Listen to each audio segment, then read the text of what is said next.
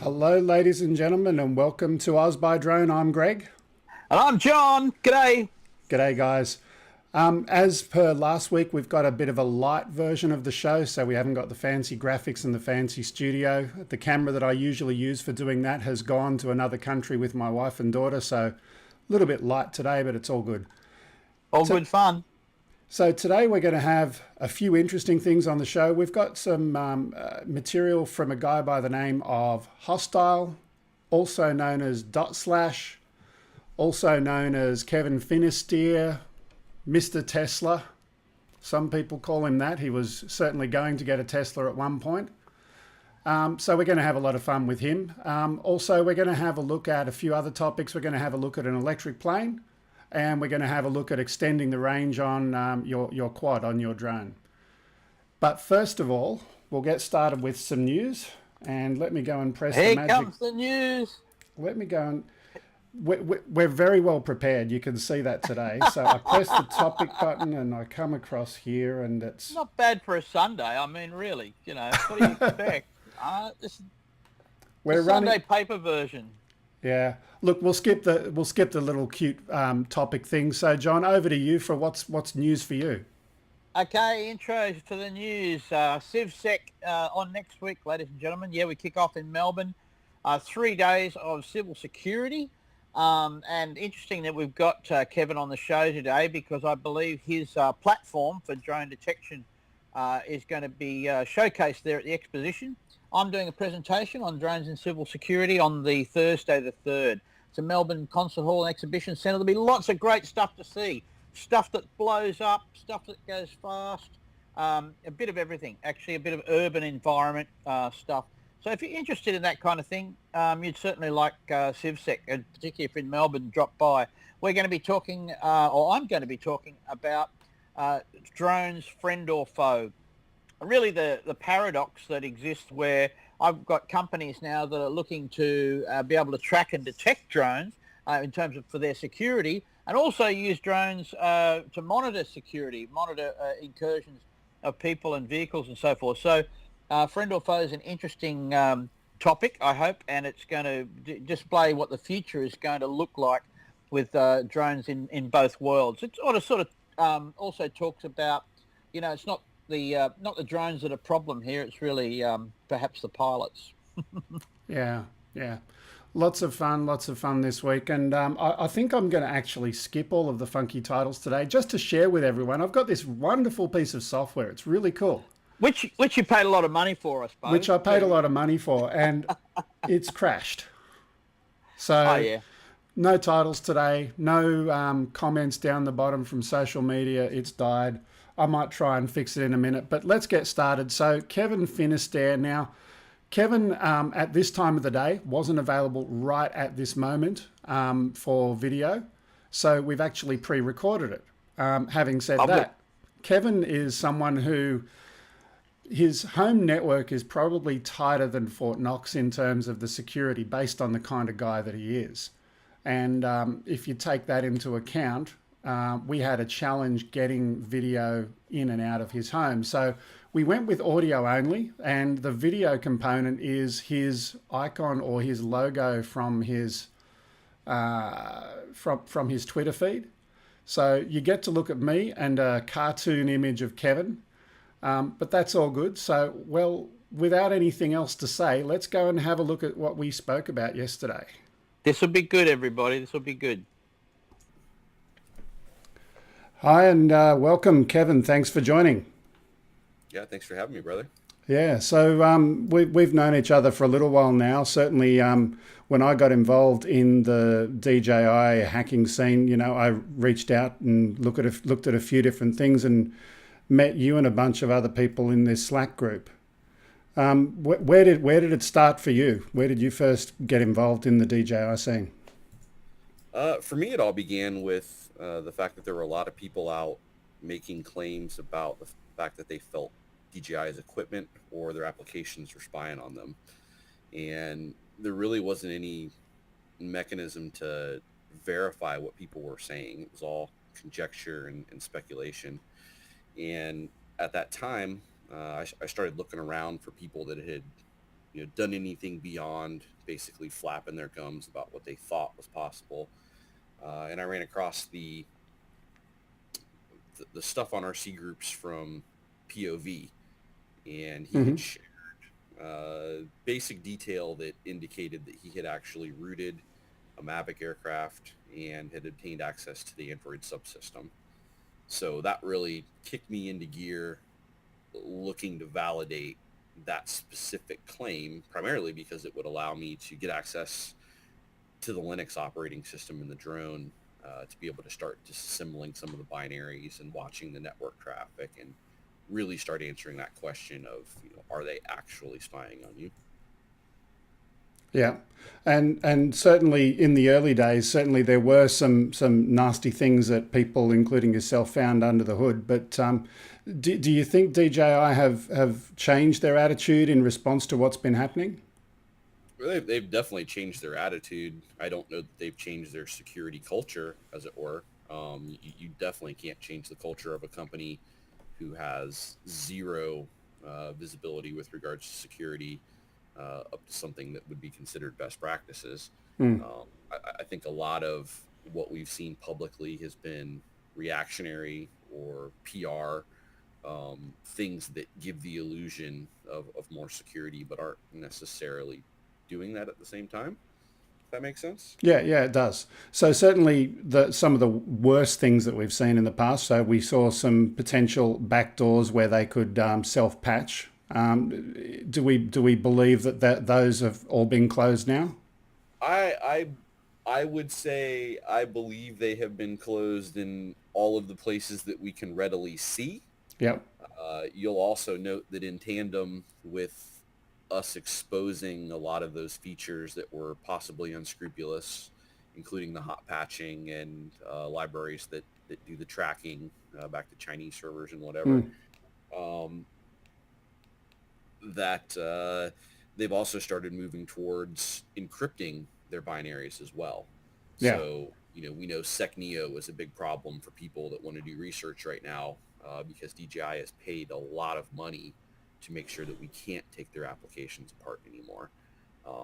They're also still refusing to give us GPL code for the kernel, and other things that may impact our level of access. So they've changed their attitude. Yes, they've definitely changed some features of their code, but they've also began hiding more things, which doesn't exactly give me any confidence. There is, of course, the looming report from the folks at Kivu, and as we saw on DJI's webpage, everything is wonderful,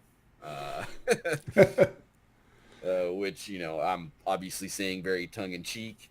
But yeah, dude, the problem with security is it's a constantly evolving cat and mouse process. Yeah. Just because they changed something that was very publicly obvious, it doesn't at all mean that they've plugged up all the holes or, again, as I mentioned, changed their security posture. Sure. So for me, when I first started seeing a lot of this stuff happening, and the wiki site, which I'll put a link in the video, but I posted on there some time ago my personal view and my position of how to fix DJI. And if you're okay, I'd like to go through that list and try and find out where things are at and what else should be done or could be done to transform DJI into a better company. Not saying we want free consultancy from you, but just general thoughts. So starting with the first one I had there was control. So DJI is controlling, where people can fly with their geo system. Now, my personal view was that this shouldn't be something that a manufacturer should be controlling. Maybe they could provide an API or some other trusted measure of connecting to local regulators. That was my thought. What are your thoughts on that? I think that's a really interesting topic because I really think that the geo system itself came about for two reasons. One is political pressure outside of their own country, being China, as well as political pressure inside of it. And if you look at the talking heads from the company, they'll claim that GEO was created as a means to address the growing concern about drones in airports and stuff like that.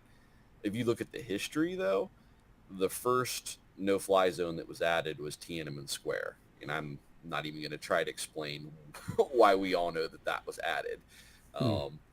So that control aspect has been pitched as a safety thing. But it actually has roots in censorship, and I don't think anybody can deny that. And in addition to that, there's also been problems with it. It's been a flat-out garbage implementation from day one. There are people that have multiple times voiced the fact that the no-fly zones may be a half mile off. They're not even actually in the correct location, and as a result, said person can't fly in their own backyard. Yeah. I, as another example, live in the path of one of the largest airports in my region, and I have to call the tower every single time that I fly my aircraft, and I do. The thing is I also have to deal with this clumsy interface on DJI software, slide a bar, check some boxes, and, throw some chicken bones on the ground and dance in a circle, and then I can fly.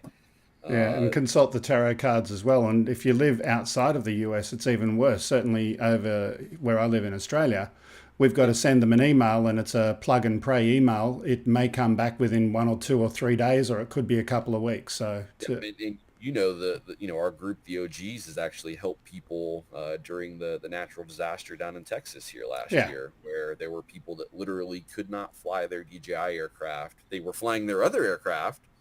They had already been authorized by the FAA, had to fly, but there was literally a 24-hour lag time in getting the GEO system to unlock those aircraft. And, I understand, some of the public figures at DJI that we're aware of, received some phone calls and were able to try to push some of that through. But the main thing is that whole mechanism is artificial in some cases, and additionally not administered very well. Yeah. So long story short, though, the question I was thinking of, do you believe that we should potentially use DJI as a conduit rather than the enforcer and allow DJI to enable local regulators? Do you think that's a good kind of end state, or what would you think the end state should be? I think personally, a lot of geo and a lot of the fact that they're pushing policy and stuff like that, it's a way to remain embedded so that they can continue their sales. It's almost like a Trojan horse. I've heard somebody say something similar about Aeroscope. They're not actually trying to sell Aeroscope.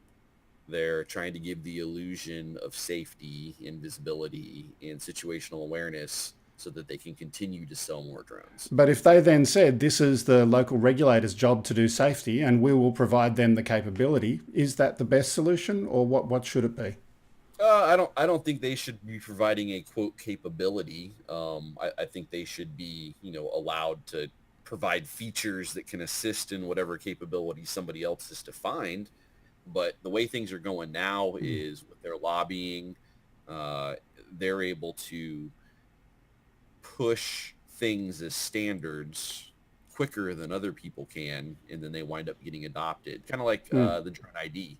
DJI's drone ID implementation has pretty much been the standard because nobody else has presented anything.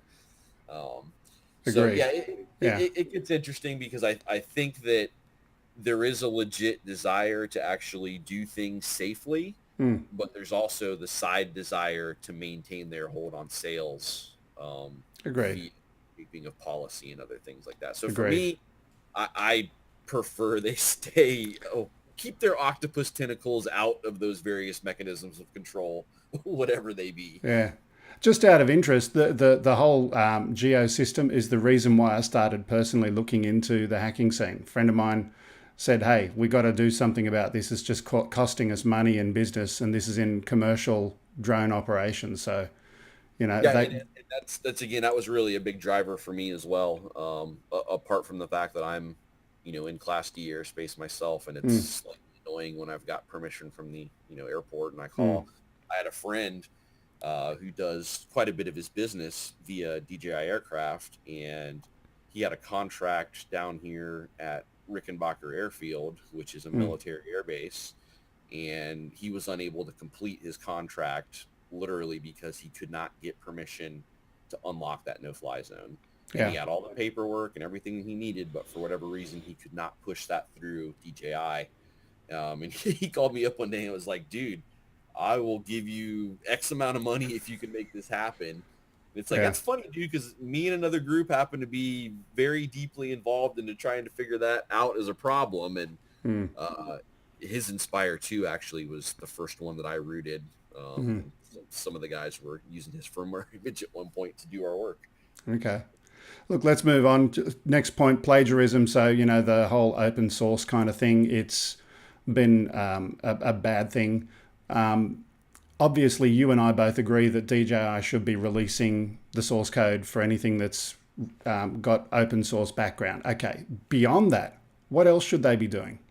Do you think there's a good argument to release some of their more proprietary pieces, particularly when they're security related? Where should it end?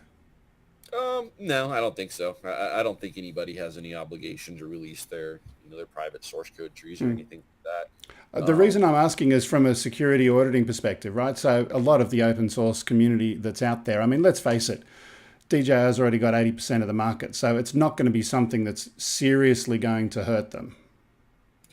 Yeah, it's one of those things that it's their property, and again, I Mm. can't find an argument to say that they would be required to do that, even from a security standpoint. I mean, that's a slippery slope. I think that there have been some countries that have demanded, like mobile phone providers, hey, we need to look at your source code for national security or whatever. That's a different story. But Mm. beyond that, I don't see any obligation for them to do that. I mean, there's always the ability for a security researcher to take something apart to a certain extent Sure. and get that level of visibility on it. Mm. Um, How about, for example, safety regulators and so forth? Sure, they're not necessarily security software gurus, but should there be some oversight? So certainly, if you've got in civil aviation, you've got a lot more governance over what's happening in that space. Now, not saying we're going to have a 747 crash if a DJI comes down, it's going to be a lot less impact. But do I you don't see the think? problem with them, for example, having to follow a certification process Mm, to, just like with the FA or the FCC, when you bring, an RF product into the country, you've got mm, to take it to a lab that runs through some standardized testing and writes a report. That sort of stuff I'm fine with, but anything mm. beyond that might Fair be enough. stretching it. Okay. Now, the flip side of that is, Mm, I think the reason you're asking is, can we trust their code base to do X or Y? And my answer to that would be no, I still don't trust their code, and I'm still question their developers. We see all kinds of mistakes, across a number of what may be considered junior level programmer examples. And I have a feeling that extends all the way through the flight system code. I mean, it wasn't but 2 or 3 years ago that it was extremely common for their aircraft to fly away and lock up mm. because of bad compass code with integer overflows and all The that. So, vertical flyaways, yeah, that wasn't that long ago. yeah, so don't mistake my protectiveness about their right to protect their intellectual property short of the GPL choices Mm. for saying that there isn't necessarily a need to more deeply understand both the safety and security implications of their code base. Because I do Okay. believe there is that need. Okay. Okay. Next topic. Moving on, we got a few more data leakage. So obviously, we know there were some problems there. We talked about that very briefly. What more should be done to secure their application, short of, I don't know. Yeah, so the fun thing about their applications again is they've moved from being caught red-handed using hot patching mechanisms and online tracking mechanisms to hiding as much of their code as they can. So they are preventing our ability as researchers to their best ability, preventing us from taking their stuff apart and seeing what it does. Hmm. So that's a problem for me because they've added a layer of obfuscation and increased the level of skill required to actually examine their application. Hmm. So they can more easily slip some of this stuff back in, and we may not be able to as readily see it without, for example, some of the people on our team that happen to be SecNeo experts. Yeah. Yeah. And then the next one, backdoors.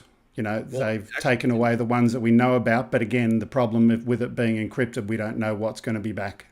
yep. And again, also, I very briefly mentioned their Sentinel and Supervisor program at a talk recently that I gave to the FAA. Hmm. And as you recall, those programs are data mining programs. Uh, Supervisor is a data mining program that appears to be able to search across DJI's log files. So, there's the big meme of you can opt out. When you fail to opt out or when you choose to send the logs to them, or maybe even when you pay for uh, what's their new commercial thing?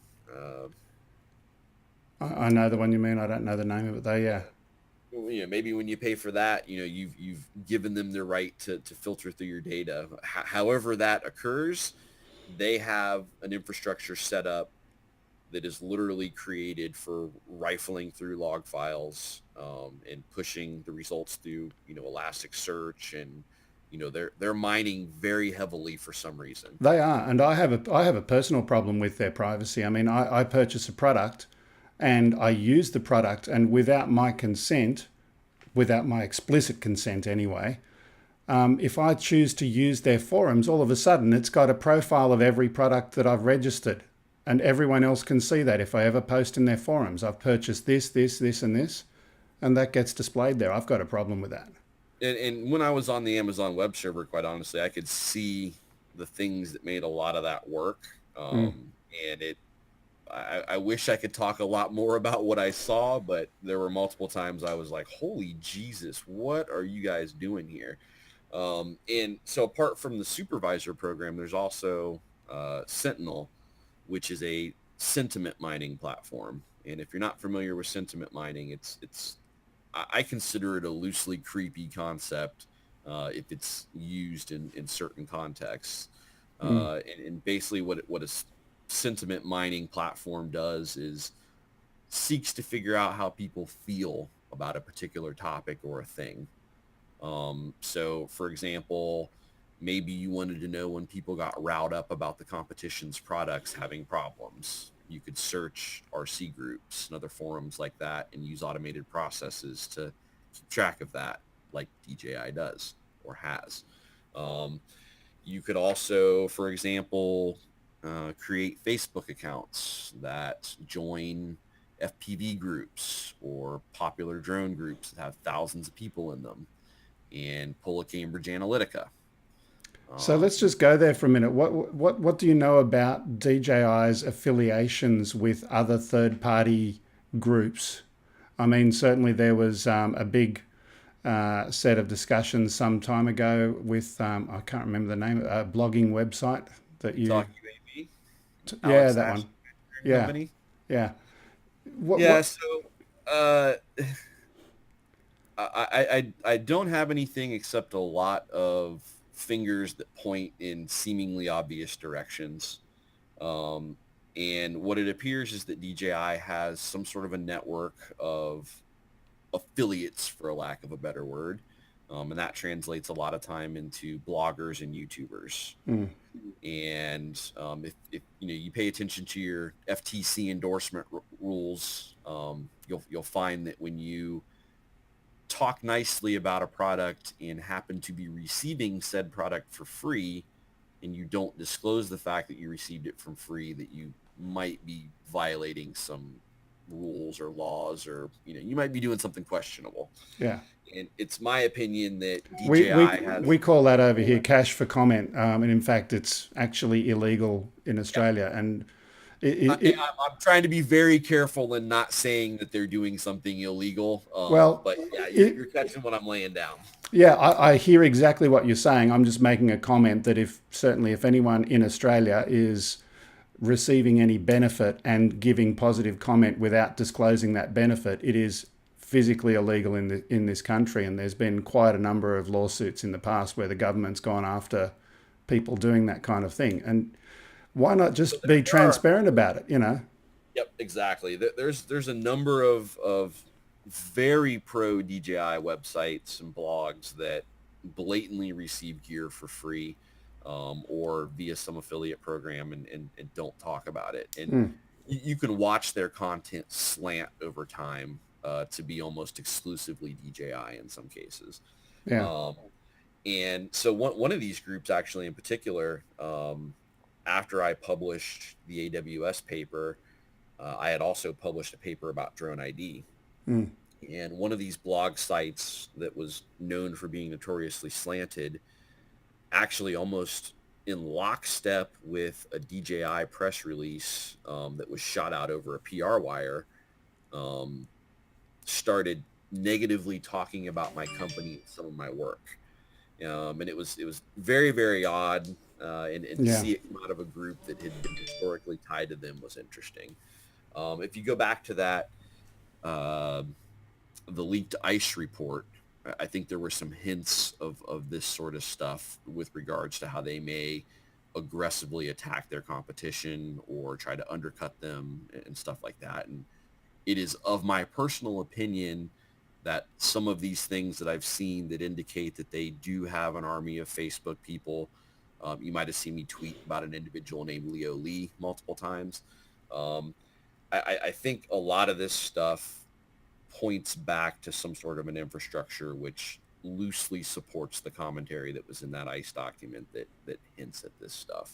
Mm, Um, I personally have spent time tracking down Leo Lee's operation almost a year and a half, 2 years ago at this point, and ultimately, again, as I mentioned, found a pile of Facebook users that were in various groups and a data scientist account that pointed back directly to a DJI employee, and basically hinted at this Sentinel and Supervisor platform before I discovered it mm.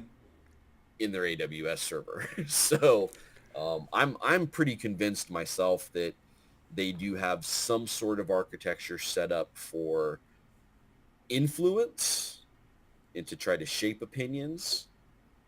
In addition to that, they have a platform set up to monitor the reception of those opinions or other opinions. If I was being pro DJI for a minute, that's their marketing department, isn't it? Yes. Yeah. The question is, when does marketing become ethical versus a little bit shady and sketchy? And Yeah, and I understand there's some differences in Western mentalities versus China, mm, for example. And, I've had people tell me that sort of stuff is very common in China, mm. and that, all companies do that, or many of the companies do that sort of stuff. And they go Whereas, and engage Cambridge Analytica, for example. But that's another. Yeah. exactly. So I don't think, as a society, everybody's fully sensitive to that data aggregation yet and what can occur from it. And even the simple fact that, when you opened up DJI Go for a long time, it would send a ping to their web server. Yeah. Even that little ICMP traffic is enough to correlate some sort of data for somebody. Yep. So yeah, it gets really gray and really interesting. Did we ever find out what that UDP packet was? I can't remember. There's so much stuff that we just haven't had enough time to figure out. Yeah. No, I think that was telemetry for one of the random libraries. Yeah. Whether it was Bugly or something else. Yeah. I think when you talk to somebody from DJI about it, and I've pressed for better answers, what you may get back was something like, isn't it common for companies to collect analytics about their application so that they can better the user experience and make sure that there aren't bugs? You know what I mean?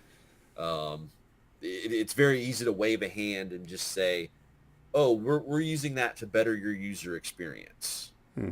All the while denying the fact that you can also use it to heavily mine, track, and basically push propaganda if you felt the need to. And I don't know if you recall, but they had actually said at one point, the JS patch stuff that we found in Tinker, they were using it for ads and coupons. Yeah. And I can tell you firsthand, a lot of that sentiment mining that I mentioned goes into, hey, how do we target people for the proper coupons? Yeah. Okay. Look, let's move on. I got two more quick points, and then I'll just get you to talk a little bit more about the famous compromise. So just two things. Censorship. This is something that, I've had a look at what's happened in DJI forums and them blocking people out, and in other forums as well. There appears to be some influence from DJI. I mean, my view is the more you lock it down, the more people are going to rile up against it and protest. Why bother censoring? Why not have open debate? Very much so. And I think we luckily asserted ourselves very heavily in the beginning of some of that attempted censorship. I think you recall many of us were on the Star Pilots domain, the Mavic pilots, the Phantom pilots, and I think it's Drone Pilots Network that runs it. Yeah. They heavily censor every single one of their forums. And that's one of those situations where rumor mill has it that the people that run that are basically in cahoots with DJI as an affiliate or some sort of they receive compensation in some way that behooves them to follow those directives to kind of shut people up. Yeah. When that started happening, we moved to Hack 5, which doesn't have a censorship problem. And the bulk of the conversation started going on there. And eventually we all moved to Slack. Yeah. In tandem with that, there were some discussions on RC groups. And I think Blade Strike is one of the people that manages that. Yeah. And he and I actually had some candid conversations about, there are certain things that they do need to maintain on those forums. And, I'm loudmouth and I can be, agitating people up and, stuff that isn't really conducive to the conversation or topic on the forum. So, he politely asked a couple of times, hey, will you please not do this? Or, can you tone it down a little bit? And that actually resulted in there being some respect for some of the things that we were posting. And I think, for sure that there's a lot of stuff that 6 months ago, if we would have posted it, it would have got deleted and removed and there wouldn't have been a lot of discussion around it. But now there are some places that do have DJI staff that are lenient with us. There are other elements of the community that still, maintain those iron fist, don't talk bad about your leader kind of stances, though, for sure. Yeah. Okay. And the last one, I listed it on my list of things as safety, but in a more broader term, it's an arms race. And, we've already mentioned that the encryption that DJI is doing is certainly not going to help anyone. It's certainly going to add extra load and complexity into their applications. When is the arms race going to stop? How should it stop? How should it end? I think the first thing that would stop the bulk of it is if they would put out their GPL code and stop making us have to Reverse forcibly engineer. gain access to their system. Yeah. And really they need to ultimately decouple the safety equals security argument, because that's not the case. It's rubbish. Not at all. Yeah. You can mitigate for safety regardless of the security of the aircraft. The flip side of that, however, is if you're basing your safety operations on the fact that you're preventing access to the aircraft, it's going to be a long arms race for you. And the reason I say that is, if you look at Drone ID as an example, they pitch it as something that can enable situational awareness, but they seem to ignore the fact that because their platform is so open to people that want to hack it, that we can disable Drone ID whenever we want. We can, if I want my drone to say it's Brendan Schulman and use his serial number, guess what? I can do that without any problem. And there's really nothing they can do to stop us. So that's when security actually does impact safety a little bit, because it can impact your situational awareness. But again, that doesn't mean that you can't have an operation or procedure that still handles the resulting outcome appropriately. Yeah. Drone ID is a whole another topic for another day. Don't get me started on that. I think they should have learned from ADSB. I mean, let's face it, it's a protocol that you can send any message you like. ADSB, that crow will be coming home to roost very, very soon. The FAA has until 2020 to get next gen secured and rolled out. I actually talked about some ADSB issues at an FAA presentation recently, and had a couple of people tell me that I kept them up at night and scared the crap out of them. And yeah, so it's interesting because when I debate this stuff with, I'm going to call Brendan out in particular. Sorry, Brendan. But I've had this ADSB debate with Brendan directly, and he uses that almost as the gold standard for drone ID should work because ADSB works. Look, there's never been an incident with ADSB. It's like, okay, dude, you realize that anybody with an SDR can spoof a pile of planes in 2 seconds and cause an incident. And literally the only reason it hasn't happened is because of probability, luck, and randomness. And because probably somebody doesn't want to wind up in a van. Yeah. Yeah. Okay. Look, we've gone through my wish list. The last one, I guess, is tell me a little bit about the whole Amazon experience. Train your developers to make better choices, I think, is the moral of the story. Yeah, there's many people who may not have heard about this. So, the basic way you got in originally. So in essence, a number of the folks in the OG group had figured out that we could search GitHub and find things that DJI developers had left around. And I think Freaky was probably one of the first to start doing this. And we initially found DJI's SSL keys for star.dji.com. And we can when you showed me that the first time, I just... the look on my face was priceless. Well, and the funny thing is in the context of that JS patch and the hot patching with those SSL certs, you could have done anything. Yeah, we could fully exercise those hot patching mechanisms. Yeah.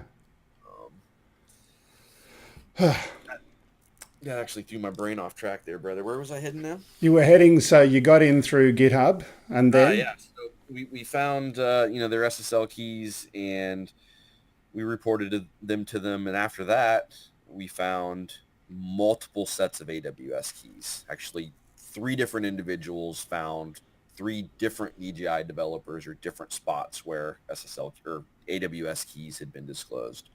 And that literally gave access to their entire infrastructure. And when I say everything, I mean everything. And that was one of those situations where I could see a number of things that I'm currently not able to discuss. I I tried to communicate them via the bounty program, which unfortunately wound up resulting in me getting my hand slapped for not following rules that they hadn't written down yet. Yeah. But yeah, leaving AWS keys and private things on GitHub seems to be a thing the past 5 to 10 years. And I don't know how people haven't learned to stop doing it. Like, don't let your developers commit keys to public repositories. It just seems like a normal rule that anybody should understand. But yeah, ultimately DJI did that, left a bunch of source code and literally the keys to their city just sitting out for anybody to take. It's unclear who found them and took them before I got there. There were definitely people in our Slack chat for months coming in and out joking about it. So I do know for a fact that it was exploited by other people. And DJI basically tried to shut me up and cover it up and get me to not talk about it. And that ultimately resulted in me walking away from their bounty program and disclosing it anyway. And your Tesla. Yeah, and my Tesla. Yeah. Look, anyway, Kevin, thank you very, very much for your time this evening. This is being pre-recorded, so if you happen to be available, by all means, drop in during the online chat and you can talk to yourself or to the other people who are going to be watching the show and have a bit of fun then. And thank you again for your time today. As if I need to talk to myself anymore, brother. Okay. Yeah. Hey, I'll try to drop in, man. Thanks for having me. I really appreciate it. Okay. Thanks, Kevin. So that was Kevin, and it was a great interview. It was a really, really awesome. good talk. Yeah. I mean, he's the man, isn't he, Greg? You know, when it comes to what's going on in that world, he certainly is the center of it. Of course, you know, a plug for his companies too that work in security. I suppose that's quite valid too. You can mention those, can you? Yeah. There's no reason why not. Department 13 and also Mesmer, I believe. Yeah. So he works for Department 13, which makes one of the counter UAS or counter drone products that are on the market, both for detection and for some other activities. But certainly he likes to keep his security research separate from that company, right? So yeah, of course. Yeah. Security research. I love that. Is that like the new age name for a hacker? Security researcher. I kind of like that. It works. Yeah. You know, talking about hacking, there's going to be a guy doing a talk at CivSec about data security and hacking, where the world is in terms of that. Most interesting to me was Kevin's point about ADSB and the lack of security inside ADSB, where everyone, you know, would understand that should be quite easy to look after. But of course, it's not. If it's open at the moment, that's very dangerous for manned aircraft operations. So they've got till 2020, he said, to look after it. You know, I can't believe they can't lock that down sooner. Yeah. Look, they should have done it a long time ago, but you can't lock it down sooner because it's an inherently insecure design. Yeah, that's right. Well, this is the thing with DJI in the beginning. They didn't design security inside their software from the ground up. They just patched a whole lot of stuff together. And no one thought, well, why would you bother, you know, trying to hack something like that? That was free. I mean, I understand when software costs a lot of money, people get the incentive to go and hack it. But when a piece of software is free, you just download it, use it. You've got no other interest in it at all. So they just never imagined that until they started putting up no-fly zones and restricting the operator's use. So interesting stuff.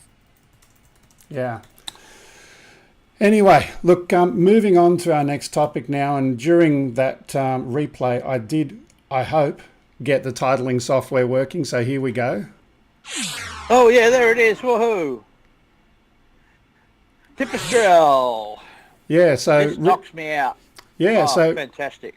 So recently I was watching some other content on the net, and this is what came up. Let me just go and put that on. There we go.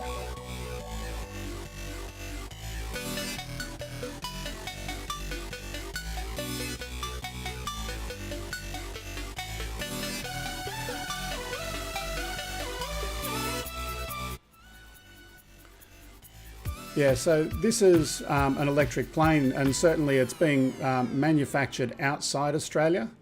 But, from what we saw in a video, this is now being, it's been imported into Australia. So there's a company over in Western Australia that's using this, and I understand they're using it for some training. Yeah, that's right. There, Jandakot Flying School. It's a perfect platform for training because it has a 1 hour, over 1 hour that of range. They've done a cross-country flight in it as well. They've flown on a short cross-country to the east. I mean, this is really exciting stuff. First of all, like I suppose our quads, it's combined technologies. So without a few years ago, without the technology you're looking at there, you couldn't have this. The first, of course, is the material. This aeroplane is a very lightweight carbon fiber structure, so it's strong and light, like a glider would be. Secondly, of course, the development in batteries. Probably the biggest one is the development in the batteries. And of course, motors as well. This is a direct drive motor. There's no gearbox. Very simple installation. Very, very lightweight. The whole thing's only weighs about 360 kilos. And so you can push it around pretty easily. But, we're seeing this type of technology now in yachts as well, where a sailing boat, of course, mostly is under sail for its power. It doesn't need a diesel engine lurking down there in the bilge and just gathering rust, only to pull it in and out of the dock. So a short blast on an electric motor, it's plugged into the dock, and here we go, same sort of deal here. These batteries can swap in and out of the aircraft very, very easily, and so that's a 5-minute job. Battery in the front, battery in the back, and of course it's very, very quiet, very economical. We're talking about $3 an hour to run, and This is a two-seat aircraft. $3 an hour. The cost of running a comparable, fossil fuel aircraft of that size is $30, and we're not talking about insurances all that time. We're purely talking about running costs. It's a tenth of the cost. But you know what I like as well? Also, the fact that in terms of energy efficiency, they're also charging when you're not under power. So if you're on approach, it's actually charging the battery system. So if you've got to go around, it's helping to make sure that you've got all that energy there if required. Absolutely. Yep, on descent, of course, the propeller is driving the motor, which turns into a generator. So, you theoretically can, on a long cruising flight of an hour, you wouldn't get that. If you're in a thermal of any kind, of course you would. But, look at this thing. I mean, it's an absolutely beautiful little aircraft. It's got great visibility, perfect aircraft for training, replacing the what's been very popular as the Rotax engine lately in the very light sport aircraft range. And so, we're heading this way. I'm just so impressed to see a commercial product now in Australia being used at a flying school. I'm heading over to Perth in June, and the first thing I'll be doing is heading out to Jandakot to get a look at this thing. So, keep an eye out around then on the show, and I'll 10 circuits later, look at that. I'll go for a fly in it and grab as much footage as I can for our Osby drone watchers. Get you a little bit of a hands-on look at it, close look at it. But this is a great piece of video here. Yeah. So they had done 10 circuits, and they still had plenty of battery to spare.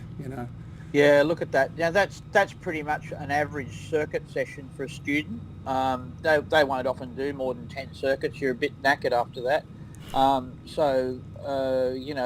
For this sort of range, just flying out in the training area, a lovely in terms of understanding the engineering simplicity of an electric motor, a direct drive, just an electric motor up the front with a prop attached to it, so that all of that can be light. The amount of weight carried just to minimize vibration in a fossil fuel engine, you see it on the ground, you wouldn't believe it. Just the mounting structure and how that works with the fuselage.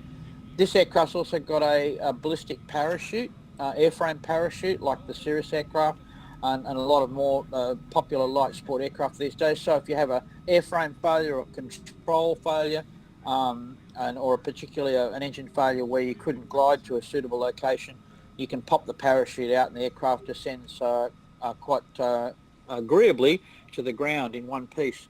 I believe because of the weight of this aircraft, unlike the Cirrus, the landing's quite different under the parachute. There you can see the battery in the front. Yeah, just I noticed on coming the through. screen a second ago it was 26% charge left, and that's Yeah. on a 1 hour flight time. But the manufacturer also advises that they've got another 30 minutes reserve. So Well, that's right. You wouldn't have less than that in terms of reserve. So 30% would normally be. I mean, we operate with in a normal environment with 45 minutes reserving, but that's because fuel sometimes is in the corners of the tank you can't get. yeah, So there's a lot of extra there for that. But a 30% reserve. I mean, those of us that all fly electric airplanes and quadcopters. Once you go down below your 30%, or really 25 if the airplane's close to you, it's not so much whether I'm going to get home or not. It's about battery performance, and I think that's something that we mentioned to our quad users here about that load. People say to me, "Oh, I had 25%. It said I could come home. I started heading home. Wind wasn't a problem. Why did I not get home?" Well, you've got to really start to take a bit of a look at what your aircraft is absorbing battery-wise. Now, 25%. What are the problems with efficiency there? Propellers got nicks in them. Anything out of balance on the airplane, twist in the airframe, all sorts of things. If you're working with frames, will draw more battery than you're expecting. But anyway, going back to this aircraft, but that was 50%. That was 50%. Yep. So even better. And here's another interesting thing. I was reading about it as well. The battery system, intelligent battery management, is actually having a look at individual cells and taking individual cells out of the loop to manage that and to give you the best power possible. And it's also deliberately reducing power where possible, when it's low on power to get the best range out of the aircraft that it can. So some very good tech in there. Very good tech. I mean, we've seen, I think everyone's agreed now that battery technology, it really is the thing that's going to unlock energy, the future energy, and how we use it and how it's stored and what we do with it. I mean, it really is. We're seeing this, that I suppose, going back to it, the battery, the possible for our quads to fly in lithium polymer, and the next generation of batteries is going to really unlock some incredible things for us. The Tesla car is just one of those which I find remarkable. It's just such a beautiful piece of engineering from top to bottom, and what it is. I think that Nissan's got a car now. We're going to see more of these aircraft developed, and very, very cheaply, might I say.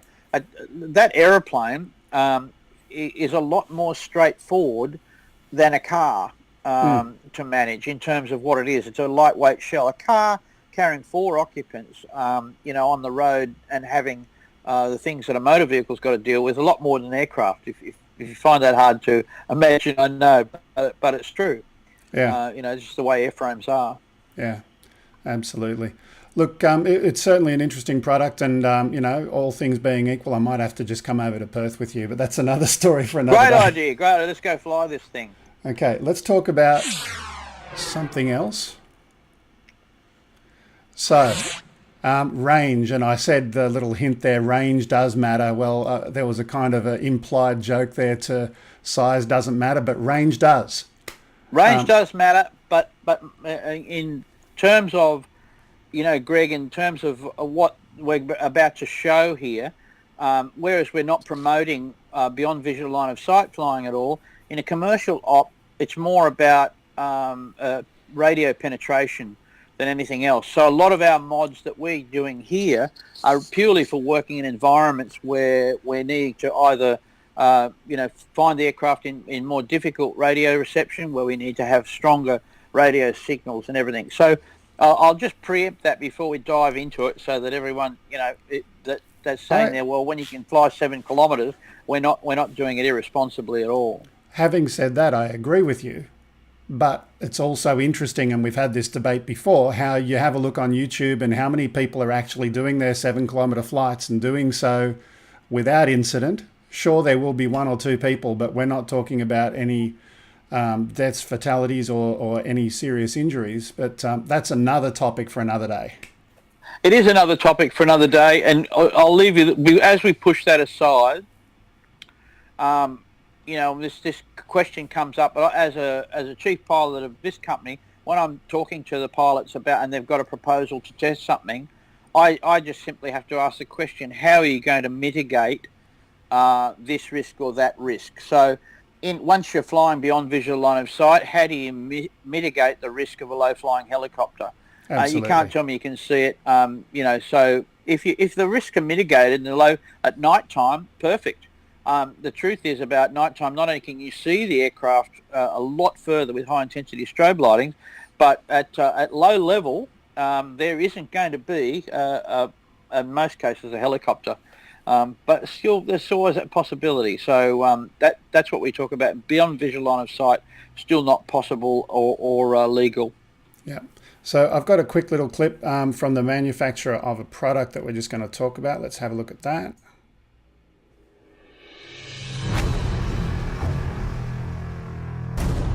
That's a nice promo. Yeah. I've edited a little bit out in between. So that's their intro.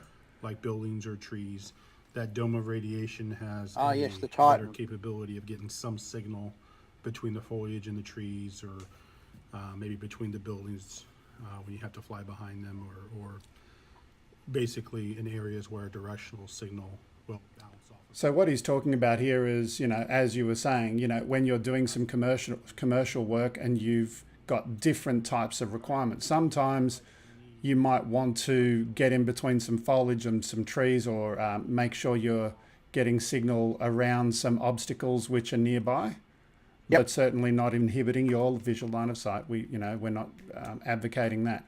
But different types of antennas have different properties. And so the whole idea with this system is doing one antenna mod once on your controller, and then having plug and play subcomponents. So you can add your booster in, you can have a directional, you can have your traditional whip antennas, and different types of patterns to suit the particular job you're doing. And the great thing there is you don't have to change or worry about the complexity of dealing with the antenna. I saw it's a beautiful looking bit of kit, isn't it? Oh yeah, very absolutely. nicely made. Beautiful. Absolutely. I saw a guy using this, and he was doing something that was, yes, it was beyond visual line of sight, but that's another story. But what I saw with that was he was, and I'll just put our cameras back up, he was doing something within his car. So he wanted to fly his aircraft internally within the car so that he was getting rid of the distractions of people around him that were potentially interfering with his flight. Yeah, that is what we use it for as well. So we have a external aerial that goes on the roof of the car.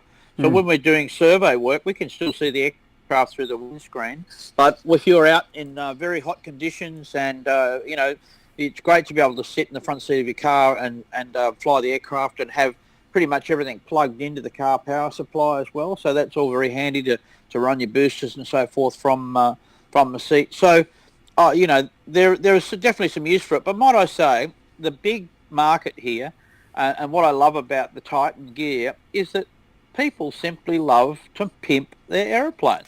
That's what it is. I mean, True. It doesn't. They may not fly it out a range, but if you turn up to the flying field, or you got another guy there with range does matter. It's the same thing there. You turn up, one guy's holding his Phantom controller, and you're holding yours, and you got that Titan thing hanging on the front, and you're going, well, yeah, I had one of those toys once, I mean, it really is. It's a pimping thing. I see skins you can get for your aeroplane, range extenders, aluminium prop hub modifications, carbon fibre propellers, landing gear extenders. It goes on forever. and on and on. And you know what? It's great. I think that's great. It's part of the hobby side of this, and commercial operators often develop some of this for their own needs, of course. But all power to it. While you're within the letter of the law, I love it. I have to say, we actually use our, if you like, range extender for commercial purposes, and it works very, very well. They're not expensive for what they are. The Titan, a little more expensive with the boosters incorporated. It gets messy in terms of the installation, so you've got to be brave enough to open up the transmitter plenty of videos on how to do that, and also to install replacement aerial wires. So I've done 4 or 5 transmitters now. It's not complicated. You just need to take your time, I might say. Just take your time. Be very careful with what wires you move when you're cutting away hot glue that's holding down the wires. And if you're patient working with tweezers, you'll do a good job, and you'll have yourself a nice little mod. But if we could summarize the real benefit in using this in a commercial operation, you are mitigating the risk of loss of signal. Absolutely. Well, just going simply back to the clock video that we showed, I think on our first program, I had an observer.